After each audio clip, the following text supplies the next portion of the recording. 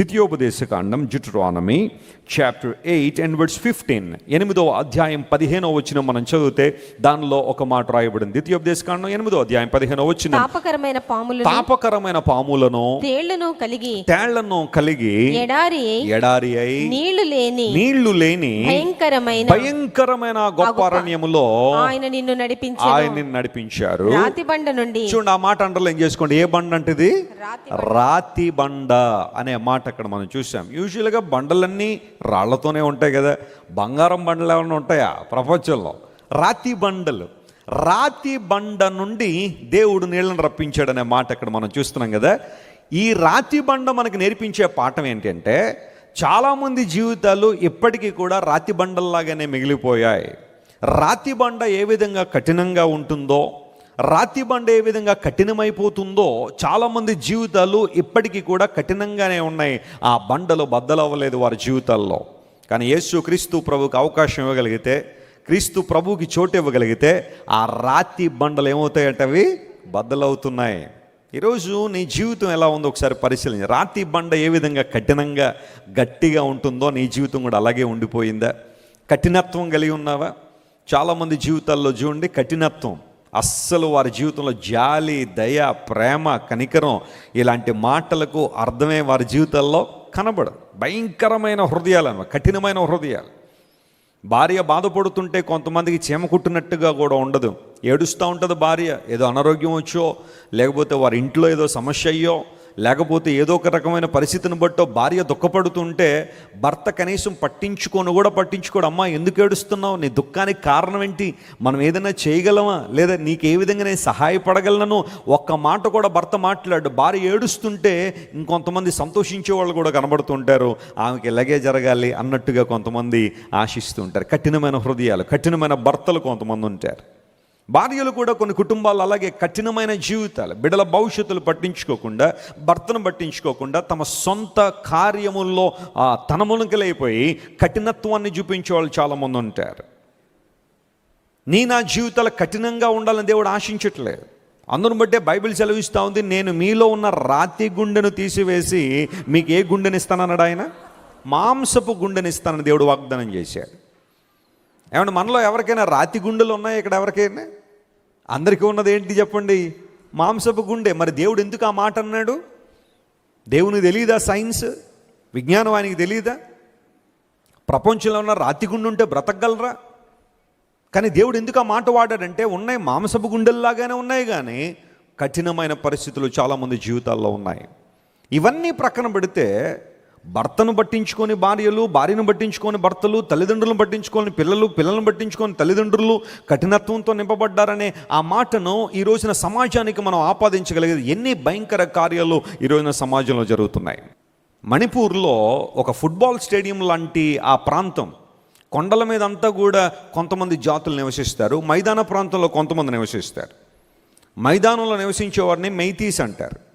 కొండల మీద ఉన్న వాళ్ళందరినీ కూడా నాగా మరియు కుకి అనే జాతులు వారు నివసిస్తున్నారు. వారు ఎక్కువ మంది క్రైస్తవులు. ఆ కొండల మీద ఉన్న వాళ్ళందరూ కూడా, మణిపూర్లో 48% మంది క్రైస్తవ జనాంగం ఉన్నారు. మిగతా వాళ్ళందరూ, మిగతా ముస్లింలు కానీ హిందువులు కానీ మిగతా వాళ్ళు జీవిస్తున్నారు. ప్రశాంతంగా ఉన్న వాతావరణమే.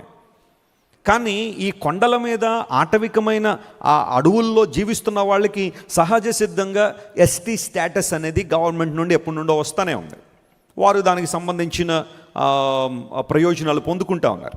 అయితే మైదాన ప్రాంతంలో ఉన్న వారందరూ కూడా, ఈ మెయితీ గ్రూప్ వాళ్ళు కూడా మాకు కూడా ఎస్టీ స్టేటస్ కావాలి, మాకు కూడా ప్రయోజనాలు కావాలి, గవర్నమెంట్ నుంచి మాకు కూడా అత్యధిక ప్రయోజనాలు కావాలని చెప్పి వీళ్ళు కూడా గొడవ చేయడం ప్రారంభించారు. అలా అయినప్పుడు ఇంక రాష్ట్రం అంతా కూడా ఇంక ఎస్టీ స్టేటస్ కలిగి ఉండాలనేది వారికి ఆలోచన. తద్వారా ఆ కొండ ప్రాంతాల్లో నివసిస్తున్న వాళ్ళకి రిజర్వేషన్లు తగ్గాలనో, లేకపోతే వారికి వస్తున్న ప్రయోజనాలు కట్ చేయాలనో ఏ ఉద్దేశం మనకి తెలియదు, కానీ చిన్న గొడవ అయితే ప్రారంభించబడింది. ఇది ఒక 10 సంవత్సరాల నుంచి లోపల నడుస్తున్న గొడవే కావచ్చు. కానీ మొన్న ఈ మధ్యన అక్కడ ఒక ప్రభుత్వం ఏర్పాటు చేశారు. ఏర్పాటు చేసిన తర్వాత ఈ గొడవ మరింత ఎక్కువగా పెరగడానికి బహుశా వారు ఊతమిచ్చారా అన్నట్టుగా కొన్ని సంగతులు అక్కడ జరగడం, యవన బిడ్డలు ఇంకా రోడ్ల మీదకి వచ్చి ఆ కొండల్లో నివసిస్తున్న నాగా మరియు కుకి అనబడిన ఆ ప్రజలను అతి క్రూరంగా హింసించడం ప్రారంభించారు. మొన్న ఈ మధ్యన ఒక 3 స్త్రీలను వ్యవస్థలుగా చేసి రోడ్డు మీద ఊరేగించి గ్యాంగ్ రేప్ చేసి భయంకరమైన పరిస్థితులు ఉంటే పోలీసులందరూ కూడా చేతులు కట్టుకొని చూడాల్సిన పరిస్థితి. ఇన్ఫ్యాక్ట్ ఆ 3 స్త్రీలని కూడా పోలీసుల చేతుల నుంచి లాక్కున్నారట. ఎంత భయంకరం! ఒక స్త్రీని అవమానపరిచే పరిస్థితి. సమాజం ఎటుపోతుంది. భారతదేశం అనేక మందికి ఆదర్శకరంగా ఉంటుంది. భారతదేశ ప్రధానమంత్రి గారు ఇంకా అంతలేదు ఇంతలేదని ప్రపంచం అంతా కూడా చాటి చెప్పుకుంటూ అనేక చోట్ల పర్యటన చేస్తున్న ప్రధానమంత్రి గారు 2 నెలల నుంచి మాట్లాడకుండా, అక్కడ ఏం జరుగుతుందన్న విషయాన్ని కూడా ఆయన పట్టించుకోకుండా ఉన్నప్పుడు అనేక మంది దాని గురించి మాట్లాడుతున్నారు. అక్కడున్న వాస్తవాలు బయటకు రాకుండా, ఇంటర్నెట్ లేదు, టీవీ ఛానల్స్ లేవు, మీడియాను రానివ్వలేదు. చాలా ప్రాంతాల్లో భయంకర విధ్వంసకాండ జరుగుతుంటే మనుషుల హృదయాలు ఈ రోజున ఎలా అయిపోతున్నాయి? ప్రేమ, జాలి, సాటి మనుషులే, వీళ్ళు కూడా మనుషులే బ్రతుకుతున్నారే, మానవత్వం ఉన్నవాళ్లే. స్త్రీలని గౌరవించాలన్న అభిప్రాయం వారిలో లేక అంత క్రూరంగా హింసించిన ఆ పరిస్థితిని మనం చూస్తున్నప్పుడు, ప్రపంచ మీడియా అంతా కూడా ఈ వివరాలన్నీ వచ్చిన తర్వాత, ఆ వీడియోలన్నీ కూడా ఇప్పుడు వైరల్ అయిన తర్వాత ఒక్కొక్కరిగా ప్రాముఖ్యంగా నాయకులు అనేవాళ్ళు స్పందిస్తూ ఉన్నారు. మేము వాళ్ళు అంత చూస్తాం ఇంత చూస్తాం అని చెప్పి మాట్లాడుతున్నారు. కానీ ఆ సంఘటన ప్రారంభించబడినప్పుడే ఆ అరికట్టు ఉంటే ఎంత బాగుండేది పరిస్థితులన్నీ. కఠినత్వం ఎక్కడ చూడండి, మానవుల్లో భక్తిహీనత పెరిగిపోవడం వలన, దేవుని యందు భయం లేనందువలన, భక్తి లేనందువలన జరుగుతున్న భయంకర కార్యాలన్నీ కూడా.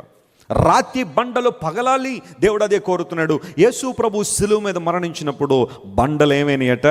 పగిలినాయి. ఈరోజు నీ జీవితంలో ఇంకా కఠినమైన హృదయంతో ఉన్నావా?